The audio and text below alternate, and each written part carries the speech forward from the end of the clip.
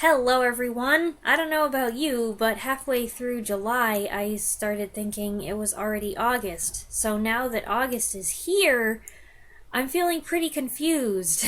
Here's what else I saw last month that I didn't already tell you about. The first film was going to be 1970's Colossus the Forbin Project, but I ended up reviewing that separately. And can I just say how much I appreciated and enjoyed your comments on that video?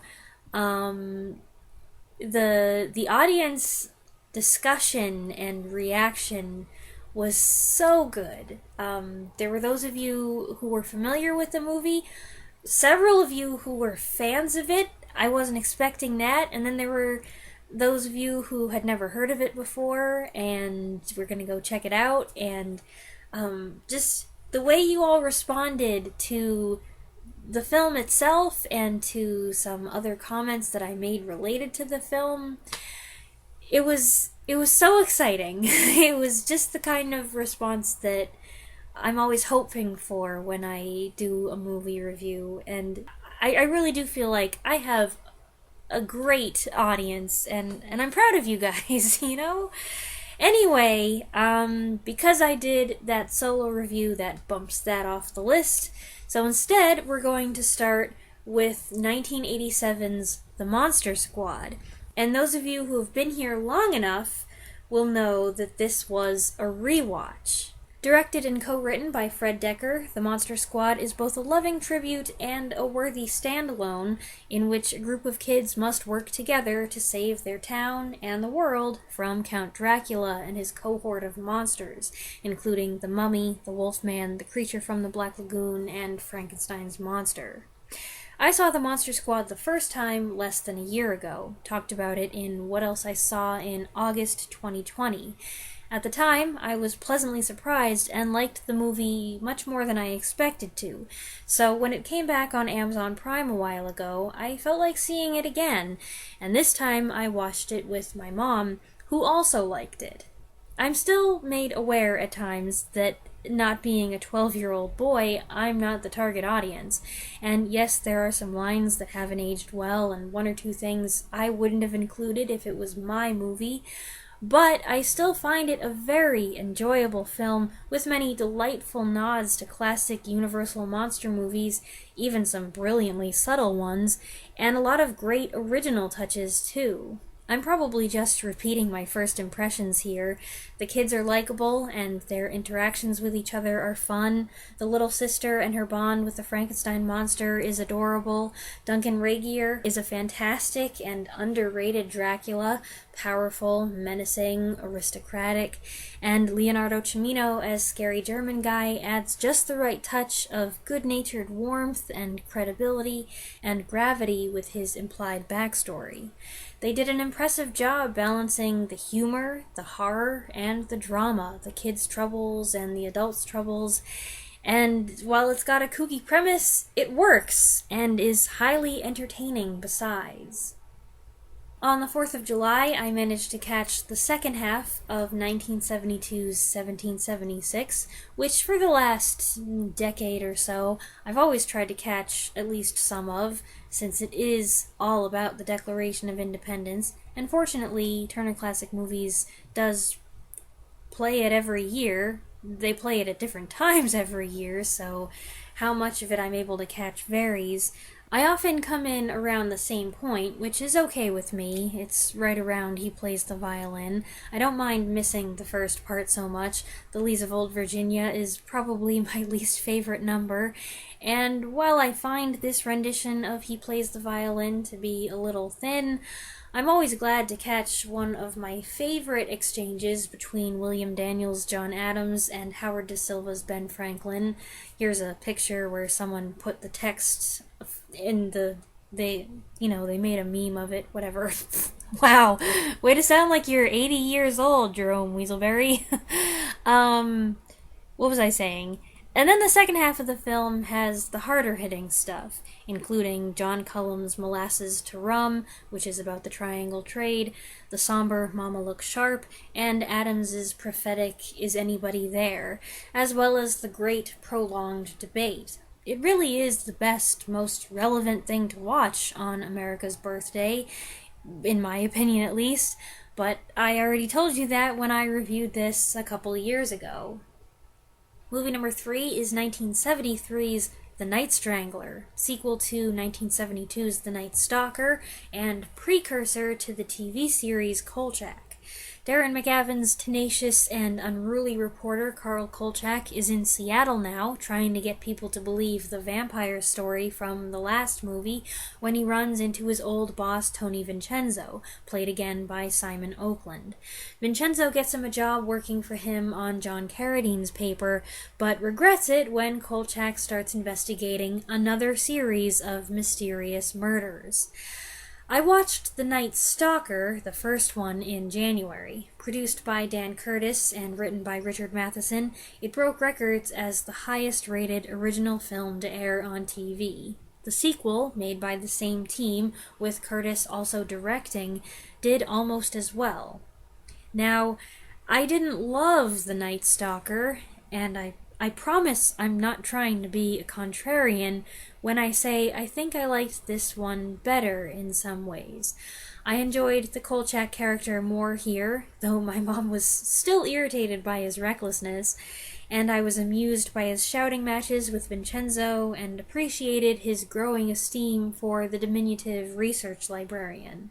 Also, I knew that The Night Stalker was about a vampire going into it, but this was more of a mystery, since I didn't know just what kind of thing we were dealing with.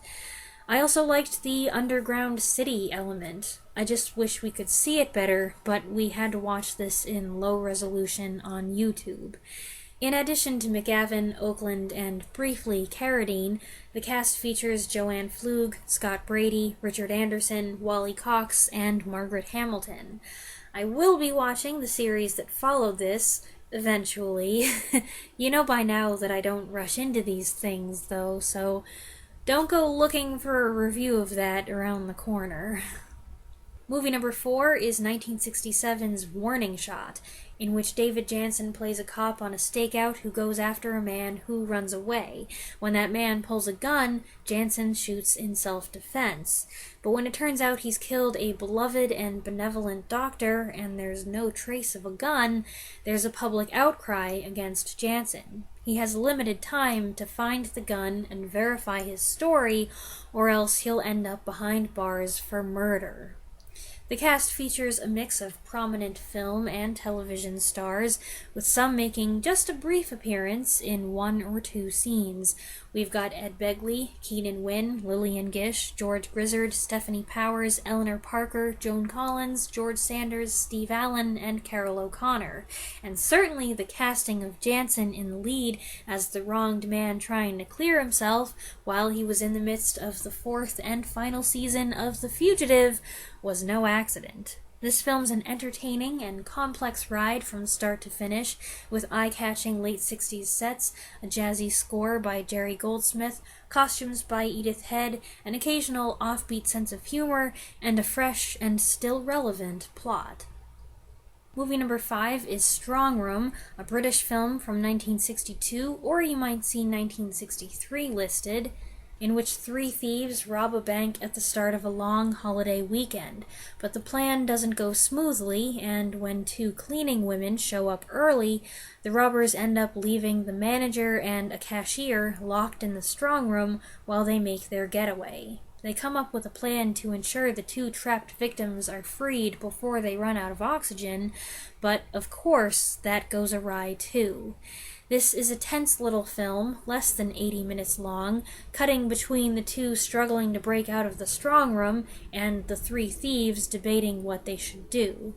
It stars Colin Gordon, Anne Lynn, Darren Nesbitt, and William Morgan Shepherd, and we watched it on YouTube after, of all things, IMDb suggested it as something I might like, probably based on my search history.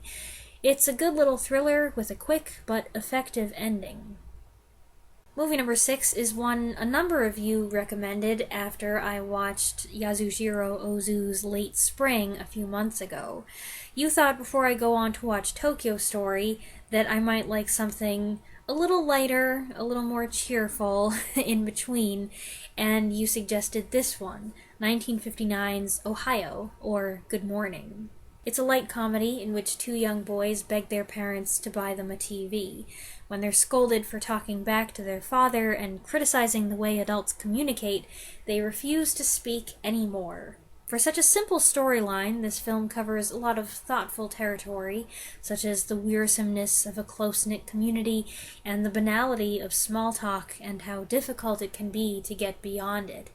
This being Ozu, there's something poignant about it, but it's also humorous, and I was not expecting the running flatulence gag, so that was surprising. I didn't even pick up on what was going on at first.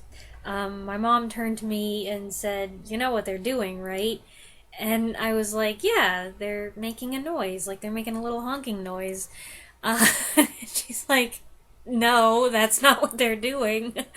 I must admit the story pushed my buttons a little, with the neighborhood busybodies and the boys' bratty behavior. The little one was cute and funny, a little firecracker and copycat, but I found his elder brother's behavior obnoxious. I have a tough time dealing with kids that age. They're old enough to sass you, but then they still throw tantrums like a child. Like a little child, I mean. I don't like that. I don't like that at all. I was shocked that the adults were so laid back about it, more amused than angry, which is probably the better way to handle the situation, but I don't think I'd be able to keep my cool. So there were a few points where what was going on kind of drove me crazy, and then the way it turns out, I don't know, I kind of felt like, what lesson have we learned here? This isn't right. But viewed through the eyes of a child, and this is very much a story that's told at least partially through a child's perspective, it's a great ending. Movie number 7 is another foreign film and another follow-up for me, 1958's Mon Oncle, or My Uncle, which is the second Monsieur Hulot film, written by, directed by, and starring Jacques Tati. I watched Monsieur Hulot's Holiday in April and enjoyed it very much. That was a seaside adventure where everything goes wrong, while this focuses more on the contrasts of simple, lower-class people versus the up-and-coming nouveau riche yuppie types, illustrated by the goings-on in Hulot's humble street and the artificial keeping up with the Joneses world of his brother and sister-in-law's neighborhood. The featured set piece is their ultra-modern, high-tech house, with its hilariously impractical furniture, its hideous water feature that exists solely to impress the nosy neighbors, and its overall setup that's ripe for Hulot's accidental mayhem. What struck me as funny on another level is that this ugly and ridiculous house actually looks like something you would see on HGTV, people clamoring for the all-white open-concept design and the state-of-the-art features and appliances. Like its predecessor, Mon Oncle doesn't have a lot of dialogue, and there's an emphasis on routine to set things up for the inevitable comedic break from that routine later. It's got a gradual build-up of absurdity. If you want to know which movie I prefer, my answer is Monsieur Hulot's Holiday, which I found uproariously funny and deliciously surprising and quirky. Not that this movie wasn't funny and surprising and quirky, but I guess I expected more of it to be like the chaotic garden party sequence, which was superb, the highlight of the film for me. I'll definitely be checking out the next one, 1967's Playtime. Movie number 8 is Dunkirk, but not the one you're thinking of. This is the 1958 film, which stars John Mills, Richard Attenborough, and Bernard Lee. The story simultaneously follows a group of 6 infantrymen who have gotten separated from their unit and are dodging Germans on their way to the rest of the British and French troops on the beaches, and some folks back in England who are forced to consider how much they want to get involved in the war. It's a very good film, overshadowed by the more recent epic, which I discussed in the video What Else I Saw in January 2018. Through the here and there viewpoints, it explores the challenges of unwanted responsibility and varied reactions to pressure and panic. It was directed by Leslie Norman, and if it runs a bit long, so did those anxious days of waiting for evacuation on the beaches at Dunkirk. There's good action, some imagery that was echoed in the later film, and for the most part, the effects hold their own. Of course, they're not the same kind of effects that you see in the later movie, but they're sufficient. The downside is that the scale is somewhat limited when it comes to showing not the number of men, but the number of boats and ships and yachts coming to their rescue. We just didn't see as many of them. I'm sure the majority of people would say there's no need to see this old movie now that the new one exists, but you can safely assume that I don't feel that way, and I really enjoyed this movie, so if, like me, you generally prefer older films, then go ahead and check this one out. Movie number 9 is also a World War II film, 2019's A Hidden Life. A film written and directed by Terrence Malick about Franz Jägerstätter, played by August Diehl, an Austrian who doesn't want to go fight for the Germans and risks imprisonment and execution by refusing to swear an oath of loyalty to Hitler. He and his wife and children undergo tremendous pressure from their fellow villagers and are discriminated against for his refusal to conform. When he's conscripted and subsequently imprisoned for treason, his long-suffering wife must struggle to maintain the farm in his absence. This is a 3-hour film, and it felt twice as long. My parents and I are of the opinion the film was longer than it needed to be, and we feel terrible saying that, given the content, the story being depicted, the sacrifice and torture, the crisis of conscience and duty to country, family, and God. And I understand how being stretched out like this, the film prolongs the sense of suffering. There are times when the film tells you the date, and every time I thought, it's only been this long? I thought it had been a couple years. The pacing is noticeably slow, and a lot of time is given to shots of scenery, which are gorgeous, and scenes of arduous and tedious farming. Overall, we felt it could have been tightened up and made a whole hour shorter. But all of this is typical of a Terrence Malick film. It's very poetic and artistic and, I don't know, not the style of film we're drawn to, I guess. But it is a good film, with a powerful story and remarkable cinematography.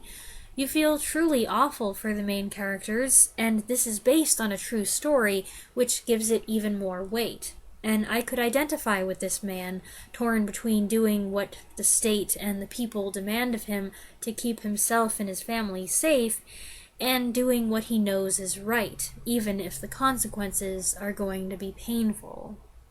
Movie number 10 just came out last month. It was supposed to get a theatrical release, but they opted for a direct-to-streaming release on Amazon Prime instead. It's The Tomorrow War, a big action alien movie in which soldiers from the future show up to draft people to help them fight extraterrestrial invaders who are about to wipe out the human race.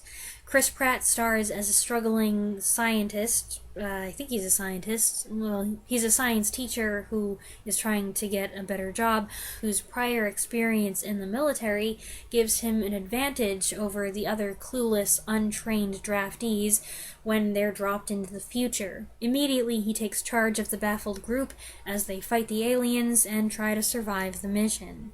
Pratt and his co-stars Yvonne Strahovski and J.K. Simmons do a fair job with what they're given. There are some twists you may or may not see coming, and these are fast, vicious aliens. It's a fun creature design, though not exactly unique. For me, it called to mind the Mutos in Godzilla, the Skullcrawlers in Kong Skull Island, and whatever we call the aliens in A Quiet Place. And then they make a big deal out of the Queen, which is something we've all seen before. There were some characters I didn't care about, the humor was hit or miss, and there were 3 instances of Gee, isn't it convenient that you have a character who just so happens to be an expert in this field?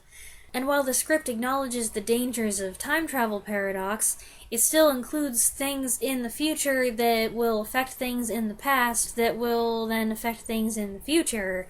And thinking about all of that kind of gives me a headache, which is why I don't do a lot of time travel stuff. I'm not really the biggest time travel fan. But if you don't overthink it, you should be okay.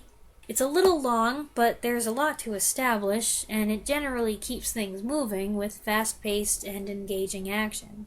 I'm also pretty sure they cut an entire sequence showing people going from point A to point B in the final act. It's got some cool sequences, like the scene where the soldiers from the future show up, and the deadly drop into the war is terrifying. On the whole, no, it's not a great movie, but it's decent entertainment for 2.5 hours. And movie number 11 is 1955's The Night My Number Came Up, which is a drama, a mystery, a horror thriller. It's hard to categorize this one, but I guess I'd file it under could be a Twilight Zone episode. Set in post-war Hong Kong, an RAF commander, Michael Hordern, has a distressing and very detailed dream about the air marshal's ensuing flight to Tokyo, which ends in disaster. Those he tells about the dream, including the air marshal, dismiss it, but when conditions start to fall into place for the dream to become reality, it's alarming. Was the dream a premonition, and are they flying straight to their deaths? The passengers try to maintain their cool and change their circumstances, but no matter what they do, it seems they can't avoid the inevitable. Michael Redgrave, Alexander Knox, and Denholm Elliott star, all giving solid performances. This film was directed by Leslie Norman, who also directed 1958's Dunkirk, and it uses particularly good sound effects for a crashing thunderstorm, ice forming and breaking on the wing, torrential rain, engines roaring and sputtering. It's a film suffused with dread as characters try to show that they're not superstitious, all the while getting more and more fearful that their end is near. Like Strongroom, IMDb recommended this one. I'd never heard of either of them, and I enjoyed both, so I guess that's one good thing about them reading my cookies. And that's it. 11 movies, not too shabby. I also wanted to mention that I finally got around to watching The Goes Wrong show on Amazon Prime, and I got halfway through, and then all of a sudden they said, this will be leaving Prime on August 15th. I had that on my watch list for months, and kept putting it off, and now it's almost gone. So frustrating. It might show up somewhere else. I don't know. The Goes Wrong show is a production of Mischief Theater. They also did The Play That Goes Wrong, which won a bunch of awards. Then they did Peter Pan Goes Wrong, which was a televised special, as was A Christmas Carol Goes Wrong. I am especially partial to Peter Pan Goes Wrong. I've watched it several times. The whole premise is that these are amateur theatrical productions being put on by the Cornley Polytechnic School. They do their best, but no matter what they do, everything goes wrong, hence the name. So I hope you enjoyed the video. As always, there's a list of the films I mentioned in the description for your convenience, and since I mentioned a lot of other videos that I've made in the past, in this video, I will try to put links to all of them as well. Any of the films discussed here that you've seen, you're welcome to share your thoughts on in the comments below, and I'll see you next week. Thanks for watching.